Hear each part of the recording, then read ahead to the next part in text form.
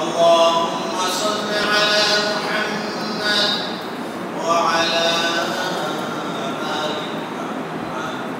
كما صليت على إبراهيم وعلى آل إبراهيم إنك حميد مجيد اللهم بارك على محمد وعلى آل محمد كما باركت على إبراهيم وعلى آل إبراهيم إنك حميد مجيد بلغ العلا بكماله كشف الدجى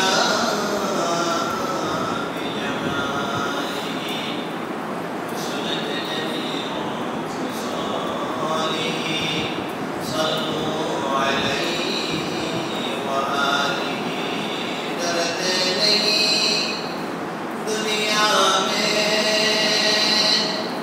مسلمان کسی سے مل گئی جب دولت ایمان نصیب سے بلغ العلا بکمالہ کشف الدجى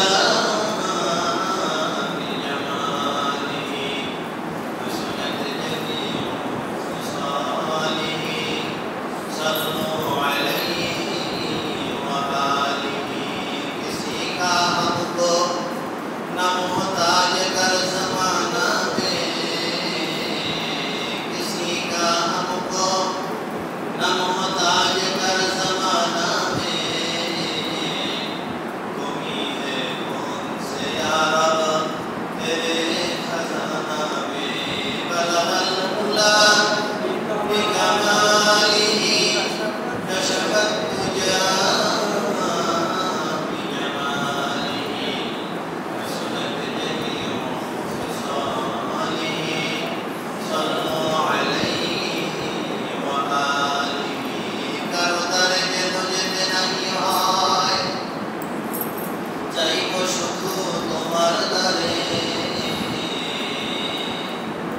কারো দ্বারে যেন যেতে নাহি হয় চাইব শুধু তোমার দ্বারে বলো হে খোদা অভাব কোথায় অফুরান তোমার ওই ভাণ্ডারে বলঘ العلا بكماله كشف الدجى بجماله حسنت جميع خصاله صلوا عليه وآله আল্লাহ পাকের মেহেরবানি আল্লাহ পাকের করুণা আল্লাহ পাক আপনাকে আমাকে সুস্থ রেখেছেন আমাদেরকে আল্লাহর ঘরে আসবা আল্লাহর হুকুম জুমার নামাজ আদায়ে হাজিরা দেবার তৌফিক এনায়েত করেছেন এই জন্য শুকরিয়া আদায় করবো কার আল্লাহ কি বলে আলহামদুলিল্লাহ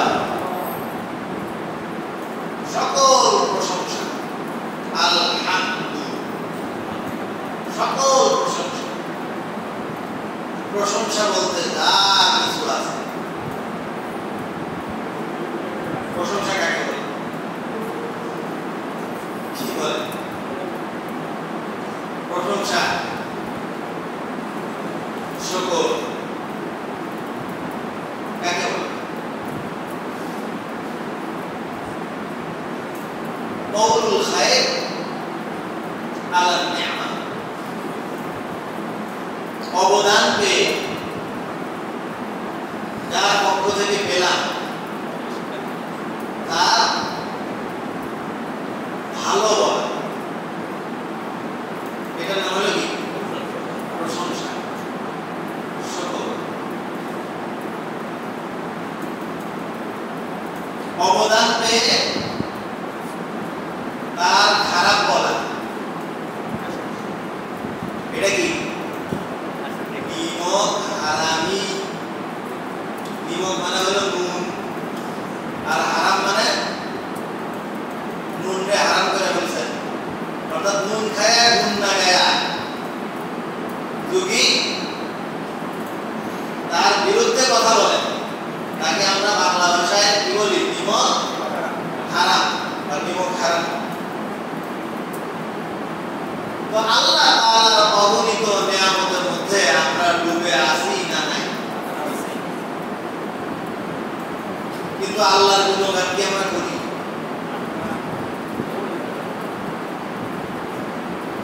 পদ্মা নদীর ভিতর দিয়ে লঞ্চে পার হওয়ার সময় জোরে বাতাস হয়েছে, লঞ্চ ডোবা ডোবা ভাব, ওই সময় খুব আল্লাহরে ডাকতেছে। এমনকি যে নাবিক সেও জীবনের আশা ছেড়ে দিয়ে নিজের দোয়ার উপর ভরসা না করে যাত্রীদের কাছে দোয়া চাইতেছে যে আমরা যে কোনো মুহূর্তে ধ্বংসের মধ্যে পড়ে যেতে পারি, সবাই মিলে কাকে ডাকে? যার যার সৃষ্টিকর্তাকে ডাকে। যদি অন্য ধর্মের কেউ থেকে থাকেন তারাও কাকে ডাকবেন? সৃষ্টিকর্তাকে, যার যার সৃষ্টিকর্তা। যে ধর্মেই থাকুক না কেন, সকল ধর্মের মূল মন্ত্র এক সত্তা থেকে এসেছেন, সেই সত্তার নাম কি? আল্লাহ। এই জন্য তো এবার আর দুর্গার কথা বলে লাভ নেই, সরস্বতীর কথা বলে লাভ নেই, গণেশের কথা বলে লাভ নেই, তোমার যে সৃষ্টি করছে তার কথা। সুতরাং তুমি খ্রিস্টান হইলেও আল্লাহকেই ডাকবা, ইহুদি হলেও আল্লাহকেই ডাকবা, বৌদ্ধ হলেও আল্লাহকেই ডাকবা, হিন্দু হইলেও আল্লাহকেই ডাকবা। কেন? এই মুহূর্তে তোমার সহযোগিতা লাগবে ডাইরেক্ট। সহযোগিতা লাগবে কার? ডাইরেক্ট আল্লাহ। এরপরে তো সবাই কান্নাকাটি শুরু করছে। এরপরে যখন ঝড় থেমে গেছে, কিনারে পৌঁছিয়ে গেছে, এখন কয় নাবিক যে কি দক্ষ ছিল, কি নাবিক কি ছিল? খুব প্রশিক্ষণ প্রাপ্ত ছিল। আর নাবিক নিজেও কয় আমি না হয় যদি অন্য কেউ হইতো তাহলে তো দায়ী দেব।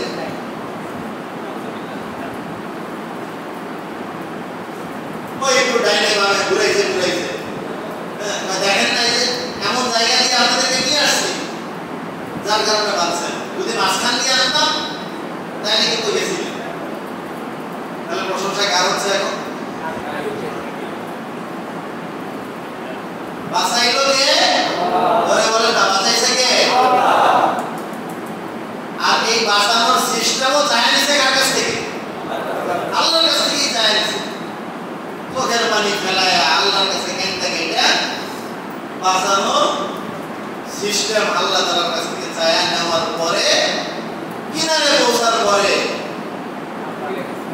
আল্লাহ নাই হয়ে গেছে। এখন নাবি বড় দক্ষ হয়ে গেছে, লঞ্চ বড় শক্তিশালী হয়ে গেছে, ইঞ্জিন বড় ভালো হয়ে গেছে।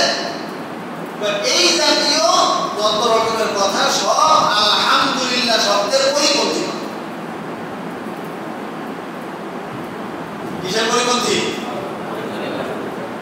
আলহামদুলিল্লাহ মুখ দিয়ে বলতেছি আর অন্তরে বলতেছি যে গায়রুল্লাহ প্রশংসার যোগ্য। আল্লাহ ছাড়া যা কিছু আছে সেগুলোই কি প্রশংসার যোগ্য। তাহলে আমার আলহামদুলিল্লাহর সাথে আমার মুখের আলহামদুলিল্লাহ আর অন্তরে আলহামদুলিল্লাহ হয়ে যাচ্ছে, আলহামদুলিল্লাহ হয়ে যাচ্ছে, আলহামদুলিল্লাহ হয়ে যাচ্ছে, আলহামদুলিল্লাহ আর থাকতেছে। সাইদ মানে নাবি, নাস মানে মানুষ, সাফিনা মানে নৌকা বা লঞ্চ বা স্টিমার। তো আলহামদুলিল্লাহ না থেকে কি হয়ে গেল? এখন লিন্নাস হয়ে গেছে, লিসাফিনা হয়ে গেছে, লিসায়েক হয়ে গেছে। জবানে এক, ভিতরে আরেক। জবানে এক, ভিতরে ভিন্ন। এটার নাম কি? এটার নাম কি বলেন? মুনাফিক। এটার নাম কি? মুনাফিক।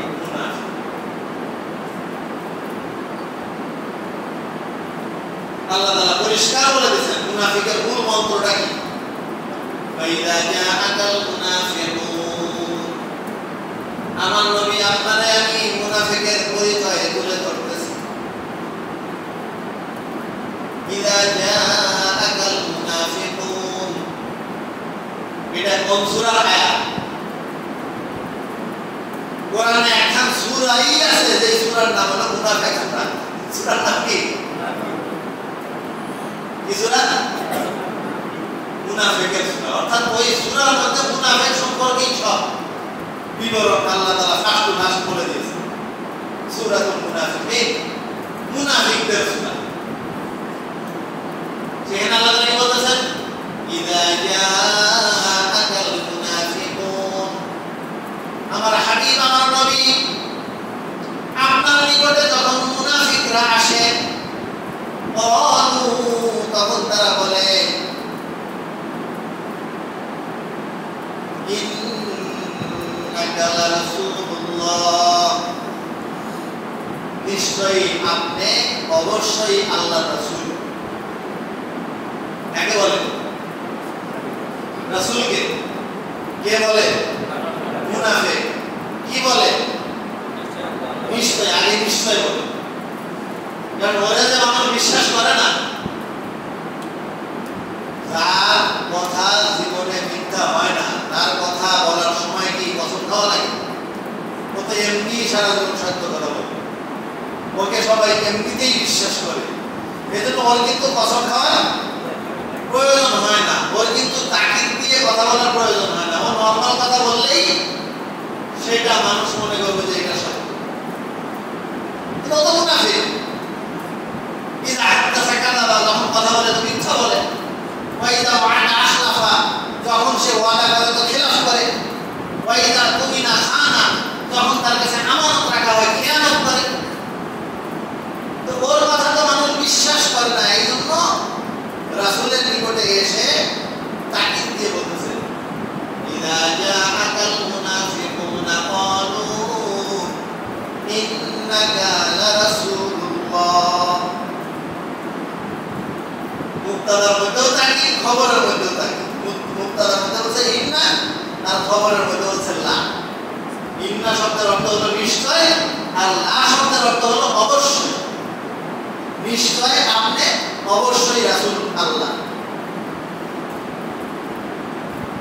বাংলায় সাবজেক্ট প্রেডিকেটকে কি বলে উদ্দেশ্য আর বিধেয় বলে না আরবিতে বলে মুক্তাদা আর খবর তো মুক্তাদার মধ্যে সাবজেক্টের মধ্যে উদ্দেশ্য একটা বাক্যের যে দুটি অংশ এই প্রথম অংশের মধ্যেও তাকিদের শব্দ লাগাইছে নিশ্চয় ইন্না আর দ্বিতীয় অংশের মধ্যেও তাকিদের শব্দ লাগাইছে লা যাতে করে ওর কথা মানুষ বিশ্বাস করে ইন্নাকা লারাসূলুল্লাহ নিশ্চয়ই আপনি আল্লাহর রাসূল কথাটা কি নিশ্চয় আপনি আল্লাহর রাসূল আচ্ছা এই কথাটা সত্য না মিথ্যা সবাই বলেন মুনাফিক রাসূলকে বলছে নিশ্চয়ই আপনি আল্লাহর রাসূল কথাটা সত্য না মিথ্যা আল্লাহু ইয়ালামু ইন্নাকা লারাসূলুহু আল্লাহ এটা জানেন যে নিশ্চয়ই আপনি আল্লাহর রাসূল তাহলে আপনি যে আল্লাহর রাসূল এটাই সত্য কেন এটা আল্লাহ জানেন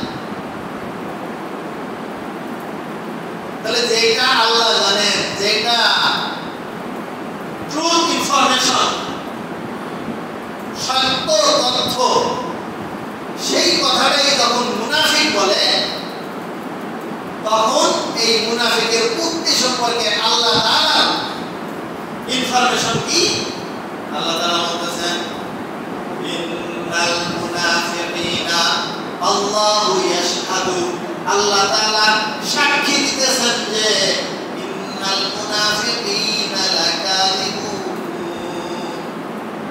নিশ্চয়ই মুনাফিকরা অবশ্যই মিথ্যাবাদী নিশ্চয়ই মুনাফিকরা অবশ্যই মিথ্যাবাদী হবে কথাটা। মুনাফিক যে বলছিল নিশ্চয়ই আপনি আল্লাহর রাসূল, এই কথাটা সত্য ছিল না মিথ্যা ছিল? সত্য ছিল। কেন? এটা আল্লাহও জানেন যে মুহাম্মদ সাল্লাল্লাহু আলাইহি ওয়াসাল্লাম আল্লাহর রাসূল।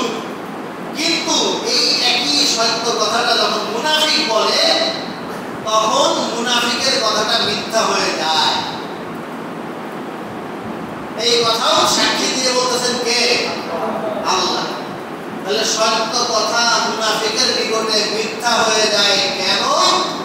এই প্রশ্নের উত্তর দেন। Thank you very much.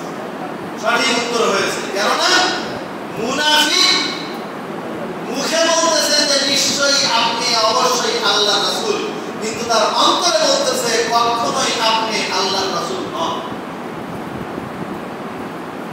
তার অন্তরে কি বলতেছে? কখনোই আপনি আল্লাহর রাসূল নন। এটা মুনাফিকের কথাকার কথা, অন্তরের কথা। আর মুখে কি বলতেছে? নিশ্চয়ই আপনি আল্লাহর রাসূল। তাহলে তার মুখের কথা আর বুকের কথা মিল আসে না গর্বে? তার মুখের কথা আর বুকের কথার সাথে মিল না থাকে গরমিল হয়, তার এই কথাটা সত্য হয় না মিথ্যা হয়? সুতরাং মুনাফিকরা কি মিথ্যাবাদী? তার কারণ হলো তার মুখের সাথে বুকের মিল নাই, অন্তরের সাথে জবানের কি নাই। এখন আমরা মুনাফিক হতে চাই না মুমিন হতে চাই? জোরে বলেন। মুমিন হতে চাই না মুনাফিক হতে চাই? একটা মাত্র কাজ, মুনাফিক থেকে বাঁচা আর মুমিনের তালিকায় নিজের নাম লেখা। কাজ কয়টা? একটা মাত্র কাজ। সেটা হলো বুক আর মুখ মিল করা। সেটা কি? বুক আর মুখ কি করা? মিল করা। এইটা মিল হয়ে গেলেই আপনি কি হয়ে গেলেন? মুমিন। আর এটা গরমিল হইলেই আপনি মুনাফিক। কাজ খুব সংক্ষেপ, কিন্তু অনেক কঠিন না অনেক সহজ? কি বলেন? অনেক। এই যে প্রশংসা করব কার? আল্লাহ। কিন্তু প্রশংসা করি কার? নৌকা। প্রশংসা করি কার? নাবিকে। প্রশংসা করি কার? যন্ত্রের, ইঞ্জিনের। কেন? আমার অন্তরের মধ্যে আল্লাহর আজমত নেই। আমার অন্তরের মধ্যে নাবিকের আজমত আছে। কারণ নাবিককে আমি খুব ভালো করে চিনি। আমার অন্তরের ভিতরে ইঞ্জিন সম্পর্কে রয়েছে, যেটা একদম অরিজিনাল জাপানি ইঞ্জিন। এই সম্পর্কে আমার পরিচয় আছে। আমি নদীর রাস্তাগুলো চিনি, যে এইখানে ঢেউ বেশি হবে, এইখানে ঢেউ কম হবে। নাবিক বুঝে শুনে যেখানে কম ঢেউ হয় সেদিক দিয়ে নিয়ে গেছে। তাহলে রাস্তার পরিচয় আমার অন্তরের মধ্যে বিদ্যমান, নাবিকের পরিচয় আমার অন্তরের মধ্যে বিদ্যমান, ইঞ্জিনের পরিচয় আমার অন্তরের মধ্যে বিদ্যমান।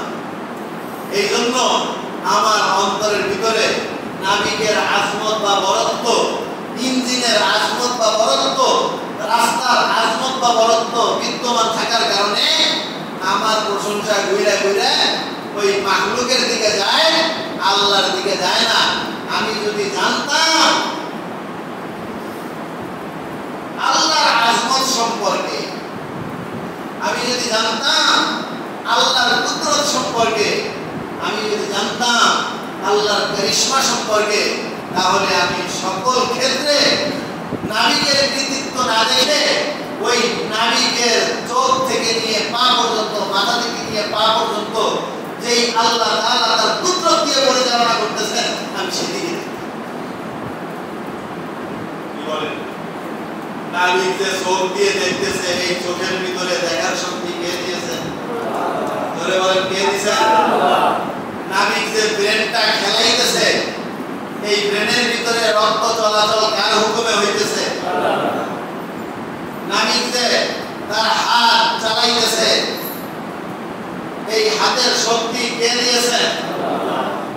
ওইখানে যদি আল্লাহ তাআলা তার মস্তিষ্ককে ঘুরাইয়া দিতেন, আল্লাহ তাআলা যদি তার মনের ভিতরে তুইলা দিত যে এই দিক দিয়ে যা, আর ওই দিক দিয়ে গিয়ে যদি সে ধ্বংস হয়ে যেত, আল্লাহ তাআলা তো সেটা করেন নাই। আল্লাহই তো ওর মস্তিষ্কের ভিতরে দিয়ে দিয়েছে যে না, তুমি এই দিক দিয়ে যাও, তাহলে তুমি নিরাপদে পার হয়ে যেতে পারবা। তো আমি যেই নাবিককে আল্লাহ পরিচালনা করলেন, সেই আল্লাহকে ভুলে গিয়ে আমি শুধু নাবিক দেখলাম। তার কারণ হলো আমার অন্তরের ভিতরে আল্লাহ আসবে।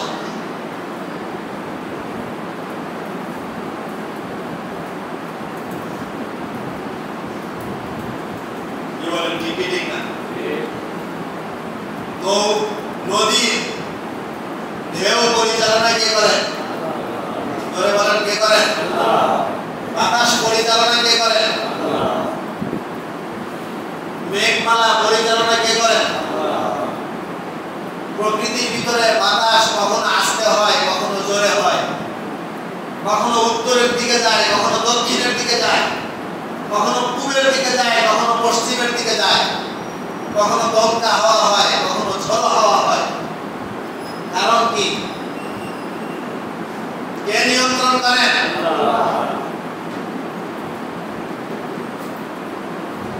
একটা বাস যখন খুব জোরে রাস্তা দিয়ে যায়, বাসের আশেপাশে যদি আপনি দাঁড়ায় থাকেন, আপনার গায়ে বাতাস লাগে না লাগে? কারণ কি? কারণ হলো বাতাস একটা স্থিতিশীল অবস্থায় আছে। একটা বাস কঠিন বস্তু যখন সেদিক দিয়ে দ্রুত চলে যায়, তখন সামনের বোঝা জায়গা ফাঁকা হয় আর পিছনের ফাঁকা জায়গা চেপে যায়, যার কারণে বাতাসের ভিতরে একটা তরঙ্গ সৃষ্টি হয়। ঠিক তেমনি ভাবে একটা বিশাল এরিয়া জুড়ে যখন জলীয় বাষ্প থাকে, বাতাসের তুলনায় জলীয় বাষ্প একটু ঘন, সেই হিসেবে কঠিন পদার্থ। এই জলীয় বাষ্প যখন তাপমাত্রা, সূর্যের কিরণ, সূর্যের রোদ যখন বেশি পড়ে, এই জলীয় বাষ্প উপরের দিকে উঠে যায়। তো ওই জায়গাটা যখন ফাঁকা হয়ে যায়, আশপাশের খালি বাতাসগুলো ওই ফাঁকা পূর্ণ করার জন্য খুব দ্রুত ওই জায়গায় চলে আসে। আর ওই ফাঁকা জায়গা পূরণ করার জন্য তার পরের জায়গা, ওই ফাঁকা পূরণ করার জন্য তার পরের জায়গা, এইভাবে বাতাসের ভিতরে একটা তরঙ্গ আর স্পিড তৈরি হয়। এইটার নামই হলো ঝড়ো হাওয়া আর কি দমকা হাওয়া। তো সূর্যকে পরিচালনা করতেছেন আল্লাহ। হাদিসে পাকের মধ্যে আসছে যে সূর্যকে আল্লাহ তাআলা ৭০,০০০ ফেরেশতা নিযুক্ত করেছেন, যারা শিকল দিয়ে বেঁধে এক জায়গা থেকে আরেক জায়গায়। সূর্য কার হুকুমে পরিচালিত হচ্ছে? চন্দ্র কার হুকুমে পরিচালিত হচ্ছে? সূর্যের কিরণ কার হুকুমে আসতেছে? বাতাস কার হুকুমে যাইতেছে? মিকাইল আলাইহিস সালাম, তার সহযোগী লক্ষ লক্ষ কোটি কোটি ফেরেশতা, যা আমরা দেখি না। আর দেখি না বলে যে নাই তাই বলা যাবে? বাতাসও তো আমরা দেখি না, আছে না নাই? আছে। জলীয় বাষ্পও তো আমরা দেখি না, আছে না নাই? অক্সিজেনও তো আমরা দেখি না, আছে না নাই? Nitrogen, hydrogen, carbon die oxide কিছুই তো আমরা দেখি না। এগুলো বিজ্ঞানীরা তার অস্তিত্ব প্রমাণ করেছে, ইনফরমেশন দিয়েছে। ওই পুস্তকের মধ্যে বিজ্ঞানীদের কথা আমরা পড়তেছি, শুনতেছি, বিশ্বাস করতেছি। তাহলে সৃষ্টিকর্তা আল্লাহ তার কোরআনের ভিতরে মিকাইল আলাইহিস সালাম সম্পর্কে বলেছেন, মিকাইল আলাইহিস সালামের সহযোগী ফেরেশতাদের সম্পর্কে বলেছেন, ইন কুল্লু নাফসিন লাম্মা আলাইহা হাফিজ। এমন কোন প্রাণী নেই যেই প্রাণীর সংরক্ষণের জন্য আমি আল্লাহ ফেরেশতা নিযুক্ত করি। তার দেওয়া ইনফরমেশন, আল্লাহর দেওয়া ইনফরমেশন, কোরআনের কথা। এই কথাগুলো সত্য না মিথ্যা? সুতরাং আমি যদি ওই আল্লাহর কুদরত সম্পর্কে জানতাম, ওই আল্লাহ তাআলার গায়বত সম্পর্কে চিনতাম, তাহলে আর আমি নাবিকের প্রশংসা না করে, বাতাসের প্রশংসা না করে, নদীর প্রশংসা না করে প্রশংসা করতাম কার? আমি তো আল্লাহকে চিনি না। আমি কাকে চিনি না বলেন? আল্লাহকে চিনি। গত জুমায় সফলতা সম্পর্কে বলেছিলাম না, মান যুহজিহা আনিন নার ওয়া উদখিলাল জান্নাহ ফাকাদ ফাজ। যে ব্যক্তি সফল হতে চায় তার দুইটা কাজ করা লাগবে। কয়টা কাজ করা লাগবে? কষ্টের জায়গা থেকে বাঁচতে হবে, আরামের জায়গা নিশ্চিত করতে হবে। কয়টা কাজ? যুহজিহা আনিন নার। সবচেয়ে কষ্টের জায়গা কোথায়? দুনিয়া না জাহান্নাম? বলেন। আমি বললাম না গত সপ্তাহে তো এই প্রসঙ্গে বলছিলাম, তখন আমি বললাম যে দুনিয়াতে কষ্টের জায়গা না আরামের জায়গা? আপনারা কি বললেন? কেউ বললেন কষ্টের জায়গা, কেউ বললেন আরামের জায়গা। কবর কষ্টের জায়গা না আরামের জায়গা? কেউ বললেন কষ্টের জায়গা, কেউ বললেন আরামের জায়গা। হাসরের ময়দান কষ্টের জায়গা না আরামের জায়গা? কেউ বললেন কষ্টের জায়গা, কেউ বললেন আরামের জায়গা। এবার যখন বললাম জান্নাত কষ্টের জায়গা না আরামের জায়গা, এবার সকলেই বললেন আরামের জায়গা। এরপরে যখন বললাম জাহান্নাম কষ্টের জায়গা না আরামের জায়গা, সকলেই এক বাক্যে বলেন কি? কষ্টের জায়গা। তাহলে কি বোঝা গেল? দুনিয়ার মধ্যেও নেককার আর বদকার মিশানো। নেককারের জন্য আরামের জায়গা, বদকারের জন্য কষ্টের জায়গা। কবরের মধ্যেও নেককার আর বদকার মিশানো। নেককারের জন্য আরামের জায়গা, বদকারের জন্য কষ্টের জায়গা। হাসরের ময়দানেও নেককার আর বদকার মিশানো। নেককারের জন্য কিসের জায়গা? আরামের জায়গা আরশের নিচে, আর বদকারের জন্য কষ্টের জায়গা সূর্যের নিচে। পুলসিরাতের পুলের উপরেও নেককার আর বদকার মিশানো। নেককারের জন্য আরামের জায়গা, বিদ্যুতের গতিতে পার হয়ে যাবে, আর বদকারের জন্য কষ্টের জায়গা, অন্ধকারে পার হইতে পারবে না, কেটে নিচে জাহান্নামে পড়ে যাবে। কিন্তু যখন বলবো জাহান্নাম কষ্টের জায়গা না আরামের জায়গা? আরামের জায়গা। কেন? এখানে একটাও বদকার নাই, সবগুলোই কি? নেককার। যখন বললাম জাহান্নাম কষ্টের জায়গা না আরামের জায়গা? কষ্টের জায়গা। কেন? এখানে একজনও নেককার নাই, সবাই হলো কি? ক্লিয়ার হইল? কষ্টের জায়গা থেকে বাঁচতে হলে, আরামের জায়গায় পেতে হইলে নেককার হওয়া লাগবে না বদকার হওয়া লাগবে? একবারে পরিষ্কার। মান যুহজিহা আনিন নার ওয়া উদখিলাল জান্নাহ ফাকাদ ফাজা। কষ্টের জায়গা থেকে যদি আপনি বাঁচতে চান, আরামের জায়গা যদি আপনি পেতে চান, সেটা দুনিয়াতে হোক, সেটা কবরে হোক, সেটা হাসরে হোক, সেটা মিজানে হোক, সেটা পুলসিরাতে হোক, সেটা জান্নাতে হোক, যদি আপনি কষ্টের জায়গা থেকে বেঁচে জান্নাত আরামের জায়গা পেতে চান, আপনাকে কি হওয়া লাগবে? নেককার হওয়া লাগবে, বদকার হওয়া কি হওয়া লাগবে? কি হওয়া যাবে না বলেন? নেককার হওয়া লাগবে, বদকার হওয়া যাবে। এই নেককার, নেক মানে ভালো, কার মানে কাজ। নেককার মানে কি? ভালো কাজ করনে वाला। এটা ফারসিতে নমিনেটেড কেস একটা শব্দ। ইসমে ফাইল যারা তালিবে ইলম, মাদ্রাসার ছাত্র তারা বুঝবেন, যারা স্কুল কলেজ ইউনিভার্সিটির ছাত্র তাদের জন্য বলতেছি নমিনেটেড কেস, কর্তৃকারক। মাদ্রাসার ছাত্রদের জন্য ইসমে ফাইল শব্দটা ফারসি। নেক মানে ভালো, কার মানে কাজ। ভালো কাজ করনে वाला হওয়া লাগবে, বদকার মন্দ কাজ করনে वाला হওয়া যাবে। এইবার বলেন, আমাদেরকে আল্লাহ তাআলা দুনিয়াতে কেন পাঠাইছেন? এই প্রসঙ্গে আমি আগেও আলোচনা করছি। আল্লাহ তাআলা আমাদেরকে দুনিয়াতে কেন পাঠাইছেন? আল্লাহর ইবাদতের জন্য। কেন পাঠাইছেন? এক কথায় উত্তর, আল্লাহর ইবাদতের জন্য। কেন পাঠাইছেন বলেন? আল্লাহর ইবাদতের জন্য। এই ইবাদত কাকে বলে? আমরা মনে করি নামাজ পড়া, রোজা রাখা, দেওয়া, দান সৎকার করা, যায় নামাজের উপর বসে তসবিহ টিপতে থাকা, মোনাজাত করা, মিলাদ করানো, কিয়াম করা, দোয়া করা, জিয়ারত করা, এই কাজগুলো হলো ইবাদত। ব্যবসা বাণিজ্য ইবাদত নয়। কি বলেন? চাকরি বাকরি এগুলো তো ইবাদতের মধ্যে আমরা গুনি না। গুনি? ইবাদত মানে তিনটা কাজ, ভালো মতো মনে রাখা লাগবে। ইবাদত মানে কয়টা কাজ? আগেও বলছি, আজকে আবার রিপিট করতেছি। ইবাদত মানে কয়টা কাজ? তিনটা কাজ। এক নাম্বার আল্লাহ তাআলাকে চেনা। এক নাম্বার কি? মারিফাতুল্লাহ, আল্লাহ তাআলাকে কি চেনা। দুই নাম্বার হলো আল্লাহর হুকুম মানা। দুই নাম্বার কি? আল্লাহর হুকুম মানা। আর তিন নাম্বার হলো আল্লাহর মাখলুকের সেবা করা। এই তিনটা কাজের সমন্বয় হলো ইবাদত। একটা ছুটে গেলে ইবাদত হবে না।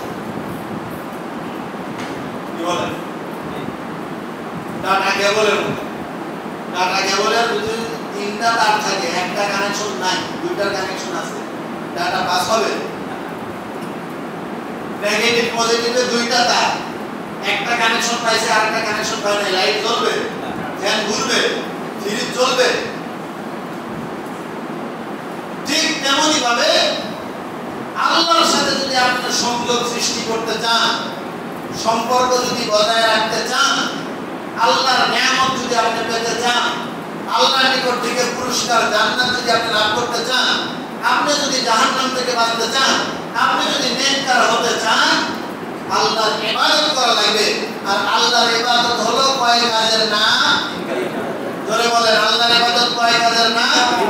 তিন কাজের নাম। এক নাম্বার হলো আল্লাহ তাআলাকে চেনা, মারিফাতুল্লাহ। এক নাম্বার কাজ কি? আল্লাহ তাআলাকে চেনা। আরবিতে কি বলে? মারিফাতুল্লাহ। ওই যে পিশাবার গানা মারিফত আর শরীয়ত আর হলো তরিকত। কয়টা কাজ? শরীয়ত, মারিফত, তরিকত। আরেকটা কয় হকিকত। এগুলো এক একটা আমরা জানোয়ার মনে করি, যে বড় বড় জানোয়ার, এগুলো পয়সা দিয়ে কিনতে হবে। এগুলো কোনো জানোয়ার না, এগুলো কোনো গরু ছাগল না। মারিফাত মানে হলো আল্লাহ তাআলাকে চেনা। আল্লাহ তাআলা কত বড়, আল্লাহর বরত্ব সম্পর্কে, আল্লাহর কুদরত কেমন, আল্লাহর হাইবত কেমন, আল্লাহর অস্তিত্ব কেমন, আল্লাহর সৃষ্টি কেমন, আসমান কিভাবে বানাইলেন, জমিন কিভাবে বানাইলেন, আসমানকে কিভাবে পরিচালনা করেন, জমিনকে কিভাবে পরিচালনা করেন, ফেরেশতাকে কিভাবে চালাইতেছেন, মাখলুককে কিভাবে খাওয়াইতেছেন, সমুদ্রের মৎস্যকুলকে কিভাবে পরিচালনা করতেছেন, জঙ্গলের কোটি কোটি প্রাণীকে কিভাবে পরিচালনা করতেছেন। একটা পিঁপড়াও আল্লাহ তাআলার হুকুমের বাইরে নয়, আল্লাহ তাআলার জ্ঞান আর ইলমের বাইরে নয়। গাছের একটা পাতাও আল্লাহ তাআলার হুকুম ছাড়া ধরে না, আল্লাহ তাআলার হুকুম ছাড়া গজায় না, আল্লাহ তাআলার হুকুম ছাড়া পাকে না, আল্লাহ তাআলার হুকুম ছাড়া শুকায় না। সমুদ্রের এক ফোঁটা পানি আল্লাহর হুকুম ছাড়া আসমানে ওঠে না, আর আসমানের মেঘের এক ফোঁটা পানি আল্লাহর হুকুম ছাড়া জমিনে পড়ে। এইভাবে আল্লাহ তাআলার পরিচয় কত বলবেন। লাউ কানাত বাহর কানাতিল বাহরু মিদাদান লিকালিমাতি রাব্বি। আল্লাহ তাআলার পরিচয় সম্পর্কে যদি তুমি কথা শুরু করো, আর সমুদ্রের পানি যদি খালি হয়ে যায়, আর জঙ্গলের সমস্ত গাছগুলো যদি কলম হয়ে যায়, লানাফিদাল বাহরু ক্বাবলা আন তানফাদা কালিমাতু রাব্বি। বলে এত আল্লাহর প্রশংসা, এত আল্লাহর পরিচয়ের কথা যা তুমি লিখতে থাকবে, তুমি পারবা না। সমস্ত মানুষগুলোকে নিয়ে নাও, মানুষ অবাক হয়ে যাবে। সমস্ত ফেরেশতাগুলোকে নিয়ে নাও, ফেরেশতারা অবাক হয়ে যাবে। সমস্ত জিন্নাতগুলোকে নিয়ে নাও, সকলেই অবাক হয়ে যাবে। জিবরাইলকে নিয়ে নাও, ইসরাফিলকে নিয়ে নাও, মিকাইলকে নিয়ে নাও, আজরাইলকে নিয়ে নাও, সকলে মিলে লিখতে থাকো। সপ্তাহ ধরে লেখো, মাস ধরে লেখো, বছর ধরে লেখো, যুগ যুগান্তর ধরে লেখো। লানাফিদাল বাহর, সমুদ্রের পানি শেষ হয়ে যাবে। ক্বাবলা আন তানফাদা কালিমাতু রাব্বি, কিন্তু আল্লাহ তাআলার নিয়ামত, আল্লাহ তাআলার পরিচয়ের কথা লিখে শেষ করা যাবে না। এটার নাম হলো মারিফাতুল্লাহ। এটার নাম কি? এখন তো আমরা মারিফত দেখি কাপড় কইলা থেকে গাইনি মারিফত প্রাপ্ত, তোমরা নামাজ কালাম কিছু লাগে না, উনি খালি লেখতে হয় হাত তুললে সব বেড়ানো, এটার বানাইছি মানে। তাহলে ইবাদত কয় কাজের নাম? এক নম্বর কি? আল্লাহ তাআলাকে চেনা। দুই নম্বর কি? আল্লাহর হুকুম মানা। আল্লাহর হুকুম মানা। তা আল্লাহর হুকুম কোথায় করছেন বলেন? আপনার সাথে আল্লাহর কথা হয়? হ্যাঁ? আল্লাহর হুকুম যদি জানতে চান তাহলে কোথায় যাওয়া লাগবে? কোরআনের কাছে জিজ্ঞেস করা লাগবে। কোরআন বলে দিবে আকিমিস সালাত, নামাজ পড়ো, ওয়া আতুজ যাকাত, যাকাত আদায় করো, হজ্জুল বাইত মান ইসতাতা ইলাইহি সাবিলা, কুলু বিল খায়র। এরকম আল্লাহ তাআলার হুকুম কোরআনের মধ্যে আছে না নাই? কত আয়াতে আছে? মাত্র 500 আয়াতের মধ্যে আল্লাহ তাআলা হুকুমের কথা বলছেন। কত আয়াত? মাত্র 500 আয়াত। টোটাল আয়াত সংখ্যা কত? 6600 মাইনাস 500 কত হয়? 6166। 666 থেকে 500 বাদ দেন, বাকি থাকে কত? 166। এই 6166 আয়াত আল্লাহ তাআলা তার পরিচয় সম্পর্কে বলেছেন। কি সম্পর্কে বলছেন? পরিচয় সম্পর্কে, মারিফাতুল্লাহ সম্পর্কে। আর হুকুম, নামাজ, রোজা, হজ, যাকাত, দান, খয়রাত, জিহাদ, বেতাল, হালাল, হারাম, রাষ্ট্র পরিচালনার যত হুকুম, যুদ্ধের যত হুকুম, বিচার বিভাগের যত হুকুম, পাক পবিত্র পাক সাফাই সম্পর্কে যত হুকুম, এই টোটাল হুকুম মাত্র কত আয়াত? 500 আয়াত। তাহলে কয় কাজের নাম ইবাদত? 3 কাজের নাম ইবাদত। এক নম্বর কি? আল্লাহকে চেনা। দুই নম্বর কি? আল্লাহর হুকুম মানা। 3 নম্বর হলো আল্লাহর মাখলুকের খেদমত। তরিকত বজুদ খেদমতে খালকে নিস, বতসবিহ সাজ্জাদা ও তালকে নিস। মাখলুকের খেদমত ছাড়া তুমি কখনোই আল্লাহ তাআলাকে পাওয়ার রাস্তাই খুঁজে পাবা না। আল্লাহকে পাওয়া তো দূরের কথা, আল্লাহকে পাওয়ার রাস্তাই খুঁজে পাবা না। তরিকত বজুদ খেদমতে খালকে নিস, বতসবিহ সাজ্জাদা ও তালকে নিস। শেখ সাদি রহমাতুল্লাহ আলাইহির কথা, যারা মারিফতের সম্রাট ছিলেন, আল্লাহর মহান ওলি ছিলেন, তাদের কথা। আচ্ছা, আমরা তো এই বাগেরহাটের মানুষ, একজন আল্লাহর মহান ওলিকে সবচেয়ে কাছে পাই, তিনি কে বলেন? খান জাহান রহমাতুল্লাহ আলাইহি। দেখেন তো ওনার জীবনের সাথে এই 3 কাজ আছে কিনা? উনি কি আল্লাহকে চিনছিলেন? কি বলেন? মারিফত ওনার মধ্যে আছে না নাই? 2 নম্বর ইবাদত, অর্থাৎ আল্লাহ তাআলার হুকুম উনি কি মানছেন নাকি বেনামাজি ছিলেন? কি বলেন?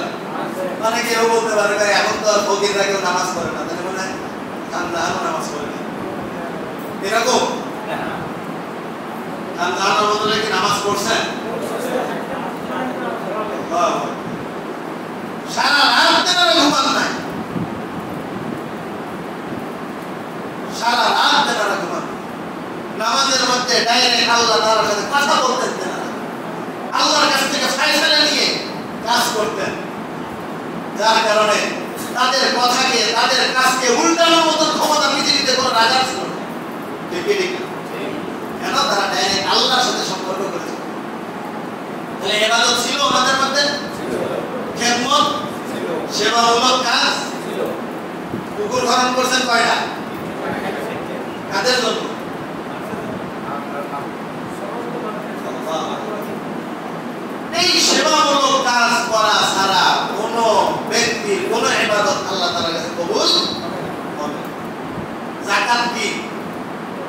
সেবামূলক কাজ। ফিতরা দেওয়া কি?